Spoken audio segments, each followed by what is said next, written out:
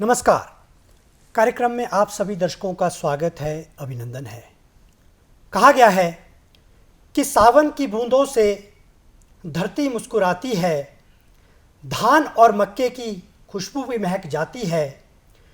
यह खरीफ की फसल नहीं है, उम्मीद है किसान की, जिसकी मेहनत से पूरे देश की भूख मिट जाती है। जी हाँ, बरसात का मौसम प्रारंभ हो चुका है और हमारे किसान खरीफ फसलों की पैदावार कर रहे हैं। खरीफ फसलें किस प्रकार हमारे किसान को आत्मनिर्भर, स्वावलंबी एवं सशक्त बनाती है, इस विषय पर आज हम व्यापक चर्चा करेंगे। और इस विषय पर जानकारी देने के लिए हमारे कार्यक्रम में विशेष रूप से आमंत्रित हैं श्री गरीबदास जी। हम इनका कार्यक्रम में हार्दिक स्वागत करते हैं, अभिनंदन करते हैं। दर्शकों, हम आपको गरीबदास जी का परिचय करा दें, ये हमारे लिए बहुत ही हर्ष का विषय है।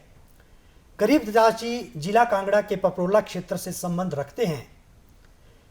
इन्हें न केवल राज्य पुरस्कारों से अलंकृत किया गया है, अपितु राष्ट्रपति अवार्ड से भी यह अलंकृत है, जो कि हमारे प्रदेश के लिए बहुत ही हर्ष का विषय है।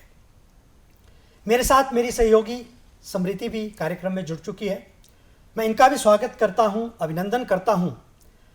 और मैं चाहूँगा कि समृति, अब आप कार्यक्रम को आगे बढ़ाएं और गरीबदास जी से आज के विषय पर चर्चा को प्रारंभ करें। जी, बहुत बहुत धन्यवाद सर। आपका एक बार कार्यक्रम में फिर से स्वागत है। सर, आज हम खरीफ की फसलों के बारे में और किस तरह से उसके द्वारा सशक्त हो रहा है किसान, उसके बारे में बात करने वाले हैं। तो सबसे पहले मैं आपसे जानना चाहूँगी कि खरीफ फसलें आखिर क्या होती हैं? खरीफ फसलें होती हैं जैसे धान है, मक्का है, सोयाबीन है, बाजरा है, ये सारी बीच में आ जाती हैं। सारी फसलें बरसात में होती हैं जी, जो बरसात में लगाई जाने वाली लगाई जाती हैं जी, और अच्छा लाभ होता है इससे, ऐसी बात है जी। बिल्कुल गरीबदास जी, ये तो हुई खरीफ की विभिन्न फसलें जिनका पैदावार हमारा किसान बागवान करता है और आप स्वयं भी कर रहे हैं। लेकिन जो हमारा आज का विषय है कि खरीफ फसलों से कैसे हमारा किसान सशक्त हो रहा है, तो सशक्त शब्द का क्या अभिप्राय है, उसको आप कैसे परिभाषित करते हैं? ऐसा है कि बीज और बीजने वाला अच्छा होगा तो मुझे पूरी आशा है कि किसान कभी गरीब नहीं होगा। वो शक्तिशाली बनेगा, खुद भी खाएगा, लोगों को भी खिलाएगा और कई परिवार इससे पढ़ेंगे। जी बिल्कुल सही कहा। बिल्कुल। और ये बिल्कुल सही बात है, क्योंकि कहते हैं कि कड़ी धूप में मेहनत करके जो खेत को सजाता है, कड़ी धूप में मेहनत को करके जो खेत को सजाता है, वह खरीफ फसलों से नया इतिहास बनाता है। बिल्कुल, बहुत खूब। जैसे सर आपने बताया कि किस तरह से जो अगर उगाने वाला और किसान दोनों अच्छे होंगे, फसल अच्छी होगी तो वो सशक्त बनेगा। जी, तो सर आपसे जानना चाहेंगे कि आप कौन कौन सी फसलें उगाते हैं? खरीफ फसलें कौन कौन सी आप उगाते हैं? हम पहले तो धान लगाते हैं, क्योंकि धान एक ऐसी चीज़ है, ये पेट का सवाल है और ये भगवान भी है जी। हमारे बुजुर्गों ने कहा था कि हे अन्नदेव दीन दयाल, तेरे तोले तोले न हीरे मोती लाल।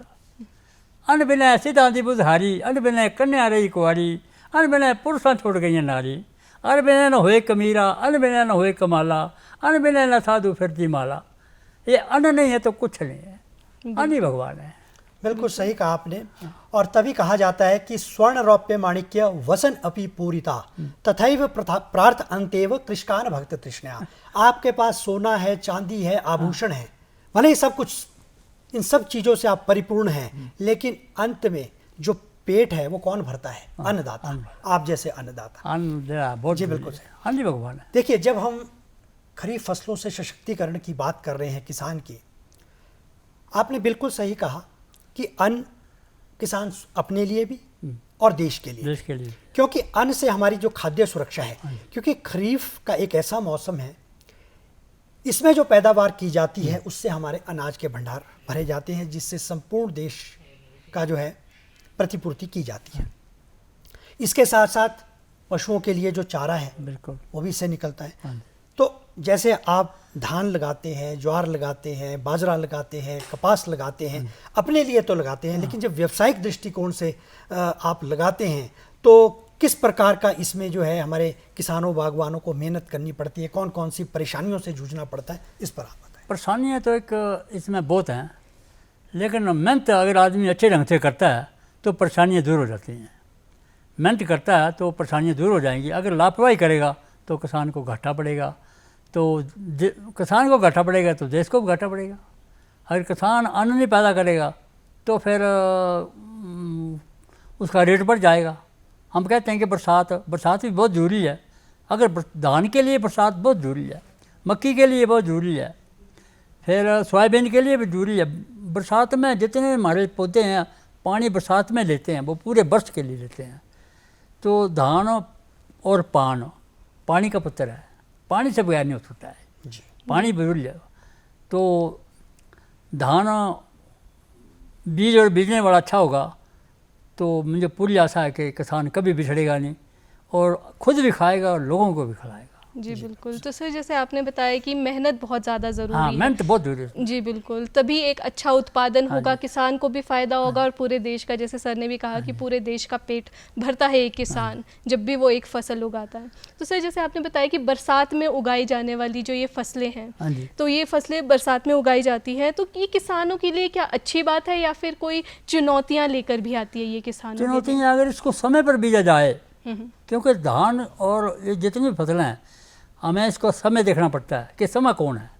अगर समय सही रखा तो हमें परेशानियाँ कम आएंगी। अगर हम थोड़ा ढीला पड़ गए तो फिर मानो मैंने फसल तैयार कर दी है, सोचूंगा कल करूँगा परसों करूँगा, बारिश हो गई तो लेट हो गया वो, तो खरपतवार निकल जाएंगे, खरपतवार निकल जाएंगे तो फसल खत्म हो जाएगी। तो इसको तो हम अगर लाइनों में बीजेंगे, इसको धान को भी लाइनों में बीजा जाता है, लाइन से बीजा जाता है, इनको भी दूरी बनाई जाती है इसकी। अगर इसकी 10 इंच दूरी पीढ़ी लग जाए तो खरपतवार कम निकलेंगे, निकालने में आसानी होगी। ये हिसाब सोयाबीन लाइनों में लगाई जाए तो खरपतवार निकलेंगे तो उसको आसानी होगी, निकलने में आसानी होगी। मक्की है वो 60 सेंटीमीटर के ऊपर दूरी लगे और 20 सेंटीमीटर पौधे से पौधा लगे तो खरपतवार निकल जाएंगे अपने आप ही। अगर हम ऐसे सटेंगे तो फिर बड़ा मुश्किल हो जाए, फिर फसल कम हो जाएगी। गरीबदास जी, आपने कहा कि इस फसल के दौरान खरपतवार लगते हैं, हाँ। लेकिन जब हम आज इस परिप्रेक्ष्य में बात कर रहे हैं कि किसान का खरीफ फसलों से कैसे सशक्तिकरण होता है, कैसे वह सशक्त बन सकता है, मैं समझता हूँ कि जो ये खरीफ फसलें हैं ये हमारा जो स्थानीय रोजगार है, जो ग्रामीण रोजगार है, उसको भी कहीं ना कहीं बढ़ाता है। हाँ जी, बढ़ाता है। क्योंकि देखिए, इस फसल को जब हम व्यावसायिक दृष्टिकोण से इसकी पैदावार करेंगे, हाँ जी, क्योंकि जब व्यावसायिक दृष्टिकोण का इसमें हम परिप्रेक्ष्य देखेंगे तो कहीं ना कहीं हम उसे जो है बहुतायत में उसकी पैदावार करेंगे, जिसके लिए हमें श्रम की आवश्यकता भी होगी, और जिससे मैं समझता हूँ कि हमारे स्थानीय युवाओं को, बेरोजगारों को भी कहीं ना कहीं रोजगार मिलेगा। उस दृष्टिकोण से क्या कहना चाहेंगे? बात ऐसी है कि नौजवान जो है ना वो खेती से भाग रहा है, किसान ही भाग रहा है, क्योंकि इसमें जो सही काम नहीं होगा तो घाटा पड़ जाएगा। मैं धान लगाता हूँ, 50 रुपये घर से निकल जाते हैं चौल, 50 रुपये केजी। तो और होते हैं वो वेजिटेबल होते हैं, दूसरे होते हैं जैविक, उसमें खाद की कोई काम नहीं होता है, ना कोई कीटनाशक होता है, तो फिर वो खड़े खड़े बिक जाते हैं हमारे। जी, तो सर जैसे आपने कहा कि बीज और बीजने वाला अगर अच्छा अच्छा हो तो फिर फसल भी अच्छी लगती अच्छा। है और पूरे देश का पेट भी भरता है। तो सर जैसे अगर हम बीज की बात करें तो अच्छे बीजों का चयन कैसे करें किसान? जैसे आजकल हाइब्रिड कंपनी आ गई हैं, हमारे बीज अपने ख़त्म हो गए हैं, हम हाइब्रिड कंपनी के सिर में चल गए हैं अब सारे। हमारे देसी बीज थे वो कंपनियों ने उनके बीज आ गए, अपने बंद कर दिए, बंद किए तो वो ख़त्म हो गए। तो अपन जैसे यूनिवर्सिटियाँ आई हैं, हाइब्रिड बीज आ गया है, कुछ हम यूनिवर्सिटी ले लेते हैं, कुछ कंपनियाँ आ गई हैं, बहुत अच्छे अच्छे बीज आए हैं धान के, जैसे शंकर धान आ गया, वैरायटी हाइब्रिड चाहिए, वो बहुत अच्छी वैरायटियाँ हैं। तो पैदावार तो बहुत होती है, लेकिन उसका एक और हमें घाटा है कि हम उसका सीड नहीं रख पाते हैं। जब सीड नहीं रख पाएंगे तो हमारा सिस्टम खत्म होने वाला है, क्योंकि फिर हम कंपनी के निर्भर हो गए हैं।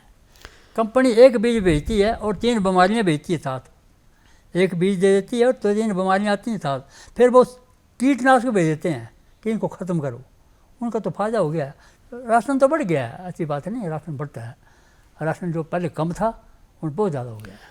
गरीबदास जी, आपका बहुत लंबा अनुभव है हाँ जी। कृषि के क्षेत्र में, और आयु के दृष्टिकोण से भी देखें, हाँ जी सर। आपने देखा होगा कि कृषि के विभिन्न चरण हाँ जी। सामने आए। हाँ जी। परंपरागत खेती, हाँ जी।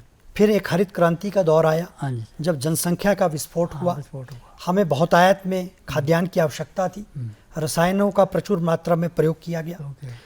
लेकिन उसके क्या दुष्परिणाम हुए हाँ जी। उसको हम देखते हुए आज जैविक और प्राकृतिक खेती की हाँ ओर जी, बढ़ते वो जा अच्छी रहे है। हैं। जब हम खरीफ फसल में सशक्तिकरण की बात करते हैं, हाँ जी। तो क्या जैविक और प्राकृतिक खेती का उसमें हम समावेश कर सकते हैं? क्या उसके अंतर्गत हम इस खेती को कर सकते हैं? हाँ जी, और कर सकते हैं कि उसका रेट ज़्यादा है। क्योंकि आपने कहा हाँ। कि हम भले ही हाइब्रिड ले रहे हैं, हाँ। बीज हमें उपलब्ध हो रहे हैं, हाँ। लेकिन साथ में वो बीमारियां भी दे रहे बीमारियां हैं। भी। तो क्या, क्योंकि मुझे मालूम हुआ है कि आप ऐसी खेती करते हैं, चाहे किसी भी चीज़ की खेती करते हैं, कि आप बीज आप स्वयं उपलब्ध करवाते हैं। हाँ, अमुक। तो मैं चाहता हूं कि उस पर थोड़ा सा संपूर्ण, क्योंकि देखिए किसान के जब सशक्तिकरण की बात होगी, तो सशक्तिकरण ये नहीं कि हमने कंपनियों से ले लिया या कहीं और से ले लिया, बाजार से ले लिया, हम स्वयं को भी, तो हमें स्वयं को सशक्त बनाना है। उस दृष्टिकोण से क्या? मैं कई बार वैज्ञानिकों से बात की जी। कि महाराज इतना बड़ा देश है, इतनी बड़ी तोहफे बना रहे हैं, इतने बम बना रहे हैं, कई कुछ बना रहे हैं, तो हाइब्रिड कंपनी को क्यों ले रहे हैं भी? हमें खुद ट्रेनिंग दो, हमारी यूनिवर्सिटी साइंसेस बड़े बड़े आए हैं, यहाँ सिखाओ हमें, ताकि हम अपना बीज बेच कर अपना भी फ़ायदा होगा, देश का फ़ायदा होगा, रोगों से मुक्त हो जाएंगे, कैंसर से मुक्त हो जाएंगे। ये जितने कैंसर आए हैं सारे कीटनाशकों से आए गए हैं सारे। मैं देखता रहता हूँ, जब टमाटर जब हम उठाते हैं मार्केट से, हर आदमी टमाटर उठाता है तो लाल टमाटर होता है, वो उसमें कीटनाशक इतने हैं ना, सोच नहीं पाएंगे आप, कैंसर है वो। लेकिन टमाटर से बगैर लोग खाते नहीं हैं, इसी वजह से रोग आ रहे हैं। टमाटर जो अब बिना कीटनाशक से होते ही नहीं है। जी। टमाटर कैसी चीज़ है, या 2 पौधे लगा देख लो, नहीं होता है। जी। उसमें कीटनाशक डालने पर कोई ऐसी जैविक चल पड़े, कोई ऐसी प्रणाली हमारे विज्ञान के द्वारा बना दें तो उससे बच सकते हैं हम उससे। जी। जी। कैंसर बहुत आ गया है। जी। तो सर, जैसे आप खुद भी बीज उपलब्ध करवाते हैं लोगों को, और जैसे आपने बताया कि उसी से ही आप आगे फसल उगाते हैं, और आपका काफ़ी अच्छा प्रोडक्शन भी होता है, उत्पादन आपका बहुत अच्छा होता है इसमें। तो सर, बुआई के समय पे किस तरह की तैयारी किसान कर सकते हैं जिससे उनका उत्पादन अच्छा हो? क्योंकि किस तरह से ज़मीन को वो तैयार करें, किस तरह से ख्याल रखें अपने फसल का कि उनको अच्छा उत्पादन भी मिले और गुणवत्ता वाली उपज हो उनकी? तो बात ऐसी है ना, पहले तो हमारे बैल थे, तो बैल भी तो बिना पैसे के काम होता था हमारा। बैल लाते थे, एक बार 5-10 साल चल पड़ता बैल, या फिर सेवा की बात होती, जिसकी बात सेवा उसके बैल काफ़ी चलता था। तो अब ट्रैक्टर आ गए हैं, बैल सड़कों में आ गए हैं, तो ट्रैक्टर से 3-4 ट्रैक्टर हम फेर कर ज़मीन को बिल्कुल प्लेन करते हैं। फिर जैसे सोयाबीन है, इसको हम बेडों में लगाएंगे, बेडों में 1 मीटर चौड़ा बेड होगा, लंबाई तो उसके हिसाब से होगी। अगर उसको हम लाइनों में बीजेंगे ना, तो हमारी फसल ज़्यादा होगी, उसकी गुणवत्ता ज़्यादा होगी, उसके रेट ज़्यादा मिलेगा। अगर हमें छट्टे में छटेंगे तो कोई पौधा ताकतवर होगा, कोई कमज़ोर होगा, कमज़ोर ज़्यादा होंगे, ताकतवर कम होंगे। तो जब हम उसकी ग्रेडिंग करेंगे ना, तो मार्केट में रेट कम हो जाएगा उसका, क्यों गाहक देखेगा, अच्छी चीज़ लगेगा ना, अच्छी चीज़ होगी तभी रेट मिलेगा ना। जी। तो हर फसल जो है, सिर्फ धान को छोड़ के तो लाइनों में बीजना चाहिए। धानों को भी हम लाइन में करते हैं, लाइन में बीजते हैं, जैसे लाइन में आते हैं ना, लाइन में बीजते हैं उसको, तो उसको लाइन पर बीजते हैं। बड़े उसमें बेड नहीं है, लेकिन पानी में हम उसको लेबल रखते हैं ना, फिर उसको बीजते हैं, फिर उसका रेट ज़्यादा मिलता है। कोई भी फसल है वो बेडों में लाना चाहिए। मैं जैसे खीरा है, हमारा खीरा जैविक है, वो 80 साल से बीज चला हुआ है, वो भी तो रखा था हमने, तो दूसरे बीज क्यों नहीं रखते हैं ना हम लोग, अपने बीज होते थे हमारे। तो सरकार ने फिर दूसरे बीज निकाल दिए, फिर किसान सोचता है उसमें फसल ज़्यादा होती है, तो अपने से फसल भी अच्छी होगी, पर वो ऐसे सड़ देते थे छट्टे में। अगर उसको ढंगते भी थे तो वो रहने थे भी, पर उन्होंने वो ऐसे रखे नहीं, वो छट्टे मारते रहे, वो छट्टे मारने से भी कम हो जाती है फसल, क्योंकि उसमें घने पड़ जाते हैं। लाइनों में और दूरी में फ़र्क है। जी। जैसे बड़ा परिवार नियोजन है, सरकार क्यों कहती है 2 बच्चे से बाद एक स्कूल में जाए तो दूसरा बच्चा होगा, परिवार नियोजन है ना, फसल का भी परिवार नियोजन है, इसको भी इसी रंग से बीना चाहिए, ये बात है। गरीबदास जी, जैसा कि आपने कहा कि बैलों की जगह ट्रैक्टर ने ले ली है, हाँ कहते हैं ना कि परिवर्तन प्रकृति का सतत नियम हाँ है, जी, समय के अनुसार हमें अपने आप को बदलना पड़ता है।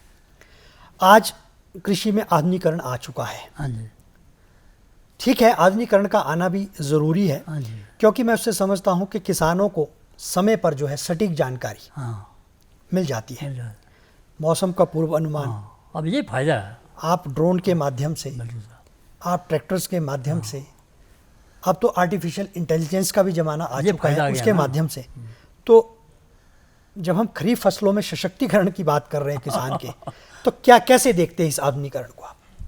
शक्तिकरण का ऐसा है ना भाई, देखो ना, मतलब इससे हमारी आय बढ़ी है, जब हमारी आय बढ़ेगी तो हम दूसरे को पैसे दे सकेंगे, लेबर लगा सकेंगे, खानदान वो मतलब राशन बढ़ पाएगा, तो देश का फ़ायदा होगा, हमारा फ़ायदा होगा, तो सारे इलाके का फ़ायदा हो जाएगा, ये शक्तिकरण का मतलब है। जी, तो सर जैसे आपने बताया कि इसमें दाम अच्छा मिलता है, हाँ, जैसे दाम आपने अच्छा बताया कि किसान को जब उनकी आय अच्छी होगी तभी वो दूसरों को भी लेबर रख सकता है और दूसरों को भी पैसे दे सकता है। और सशक्तिकरण का मतलब ही यही है कि जब किसान के पास अपना पैसा होगा तो वो और ज़्यादा प्रेरणा मिलेगी उसको कि वो खेतों में काम करे और एक उद्यमी के रूप में उभर के आए। एक दिन ऐसा था ना, हमारे पास पैसा नहीं होता था, खाद के लिए पैसे नहीं थे, बीज के लिए पैसे नहीं होते थे, कई बार चावल रास्ते बीच में ख़त्म हो जाते थे। अब हमारे पास पैसे भी हैं तो राशन भी बढ़ा है, तो सब कुछ बढ़ गया है, तब्दील हो गया है, मकान भी अच्छे बन गए हैं, बच्चे भी पढ़े लिखे गए हैं, तो फिर अच्छा हो गया हम। बिल्कुल, यही कारण है। गरीबदास जी, जब हम किसानों के सशक्तिकरण की बात करते हैं, हाँ जी, किसान स्वयं तो परिश्रम करता है, हाँ जी, लेकिन कहते हैं ना कि कई बार जो परिश्रम है हाँ वो फलदायी नहीं हो पाता है। हाँ जी, नहीं होता, कई बार नहीं होता है। उस मंतव्य को देखते हुए, चाहे वो केंद्र की सरकार हो, हाँ चाहे हमारी राज्य हाँ सरकार जी, हो, कोई भी हो उसमें कोई- विभिन्न किसान कल्याणकारी योजनाएं हाँ हाँ जी, उन्होंने चला भी रखी है और चलाती भी है।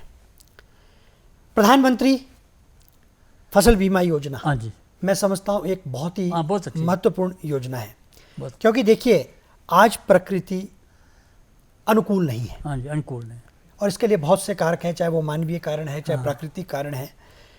समय पर वर्षा का ना होना, हाँ होना तो बहुतायत में बहुत होना, ज़्यादा हो जाना। तो उस परिप्रेक्ष्य को देखते हुए, उस उद्देश्य को देखते हुए ये जो योजना चलाई गई है, हाँ जी। इस पर आप क्या कहना चाहेंगे? बहुत क्या अच्छी इससे नहीं योजना लगता है, कि ये जो किसान- बीमा है जी, ये बहुत अच्छी योजना है। अगर बीमा होगा तो एक कनाल में 6-7 हज़ार रुपये मिल जाता है, तो 5-10 कनाल में होता है, पैसे राशन आ सकता है गए। ये बहुत अच्छी है, ये प्रधानमंत्री ने योजना बनाई है। दूसरा देखो, हर किसान को 70 साल से ऊपर, मुझे भी 1700 मिलता है महीने का, 1700 मेरी घरवाली को मिलता है, 3400 हो गया, तो ये कौन देता था? कोई नहीं देता था। जी, इससे हम बिजली ले सकते हैं, फिर साथ कहना 6,000 भी मिलता है, उससे सब कुछ हमारा हल हो गया। सारे का मेरा नहीं हुआ, सब किसानों का हो गया, जी, जी, जी, सबका फ़ायदा हो गया। देश आगे जा रहा है, अच्छी बात नहीं है, पर कुछ जैसे जैविक आ गया है ना, ये जरूरी है। दूसरा रेट भी, इससे रेट ज़्यादा मिलेगा। जी, अब तो हल्दी का रेट है, अब हल्दी का रेट भी पता नहीं 90 रुपये कितना है, हो गया है, तो दूसरी चीज़ों का रेट भी बढ़ा दिया उन्होंने, तो सुकून ने बढ़ाया, चलो अच्छी बात है।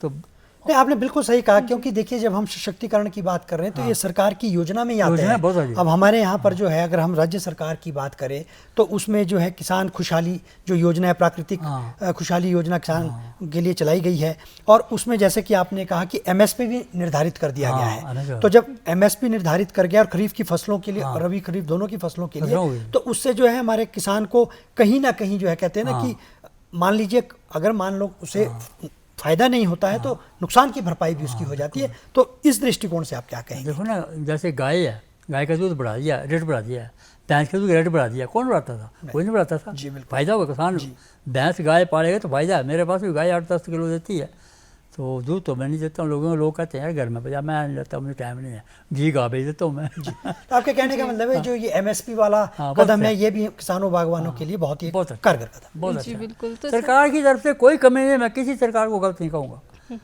बहुत कुछ मिल रहा है, पर लेने वाला चाहिए। जी, जैसे मैंने 4 दवाई लाई पशु ज़मीन के ऊपर, उसका मैंने 2 लाख रुपये खर्च आना मेरा, और उसमें मुझे 1.5 लाख मिलना है, 1,40,000 मिलना है। जी। तो उस 1,40,000 से 50,000 वो डाल के मैं दूसरे रकम में लगा दूंगा तार, जी, उससे भी बिल्कुल मिलेगा जी, मुझे। बिल्कुल। कौन देगा? ऐसे कोई नहीं देता है। इससे बड़ा और क्या हो सकता जी है? बिल्कुल सही। मेरा तो थोड़े पैसे लगे, सरकार ने दिए। जी बिल्कुल सर, ये सरकार ने आप मेरे पास ये है ना भाई, तू कमा, खा पी, आस ला। तो आपके कहने का मतलब है कि जो ये योजनाएं हैं ये भी हाँ। किसान को स्वावलंबी, आत्मनिर्भर और सशक्त हाँ, बहुत बनाने में अच्छी कारगर कदम है। जी बहुत बिल्कुल अच्छी है। बिल्कुल। तो सर जैसे आपने बताया कि जो भी सरकार है वो किसानों की हर तरीके से हाँ, मदद करने किसान के की प्रयास कोई कर भी रही है। सरकार आए, जी सरकार किसान को उठाना चाह रही है, कोई गिरा नहीं चाह रही है। बिल्कुल। और भी दूसरी आ गई है सौर ऊर्जा, उसको मैं अप्लाई किया है मकान के ऊपर, जी अभी किया नहीं, कर देना मैंने। तो उसमें 2 लाख लगेगा, तो 85,000 मिल जाएगा। जी वो बिजली मुझे फ्री होगी। अगर मेरे से बढ़ जाएगी तो वो बिजली विभाग ले लेगा, उसमें मोटर चल पड़ेगी, 3 हाउस पावर की मोटर चल पड़ेगी, तो मेरा काम चल पड़ेगा। जी बिल्कुल पैंप लगा दूंगा, कुछ भी कर दूंगा, पानी निकाल दूंगा, तो फायदा हो जाएगा ना। जी। तो सर जैसे बीमा की बात हो ही रही थी कि बीमा योजना जिस तरह से हाँ, चल बहुत रही है अच्छी योजना किसानों के लिए फ़ायदेमंद है, लेकिन क्योंकि उसमें कई बीमारियों का खतरा भी हमें फसल में देखने को हाँ। मिलता है, कई बीमारियां आती है, क्लाइमेट चेंज हो रहा है उसकी वजह से भी कई समस्याएं हाँ, देखने को बीमारियाँ आ मिलती जाती हैं। हैं ना। तो सर किस तरह की कीट और बीमारियों का खतरा देखने को मिलता है खरीफ की फसलों में? खरीफ की फसलों में जैसे धान में भी आए, धान जब हमारा निचलने में आता है ना, निकलना सिट्टा निकलता है, तो एक दाना होता है काले रंग का, वो धान का दाना बन जाता है। वो बड़ी सख्त बीमारी है। वो धान जब हमारा सिट्टा निकलना, उस पर एक स्प्रे होती है, वो होगी तो फिर नहीं होगा, जी फिर नहीं आएगा, वो ठीक होगा। जो नहीं करेगा उसके आवाज़ आएगी। या फिर मैं तो फिर जाली रखी हुई है, पहले तो मुझे पता नहीं चला, फिर मैंने एक जाली रखी हुई है, वो जाली से धान नीचे गिर देते हैं और दाना बाहर आ जाता है, जी बिल्कुल सही। धान साफ हो जाता है। सिंचाई योजना हाँ जो हमारे प्रधानमंत्री कृषि सिंचाई बहुत अच्छी योजना है वो भी इस और एक बहुत ही कारगर कदम है, कारगर है। क्योंकि उसमें स्प्रिंकलर्स आपने भी लगा लगाए हैं, रखे मैंने हैं। भी लगाए हैं। और कहते हैं ना कि पर ड्रॉप मोर क्रॉप, हाँ। एक बूंद से जो है अधिक फसल को लेना, आगे देख सकते हैं। तो वो भी मैं समझता हूँ कहीं ना कहीं जो किसान को सशक्त बनाती, उस पर क्या कहेंगे आप? मैंने भी लगाई है, लोगों ने भी लगाई है, मैंने नहीं लगाई, लोगों ने भी लगाई है। उससे बड़ा फ़ायदा, पानी कम लगेगा, पैदावार ज़्यादा होगी, तो उससे काफ़ी लाभ है हमें। जैसे गर्मी आती है तो फिर पानी बड़ा चाहिए हमें, तो वो पाइप होती है ना, वो उसके पौधे के बीच में रखी जाती है, ऐसे बूंद बूंद गिरती है, तो उससे फिर कोई दिक्कत नहीं आएगी हमें। और आपके कहने का मतलब है कि कृषि भी एक अनुशासित रूप में अगर की जाए तभी किसान जो है इसमें आगे बढ़ सकता है।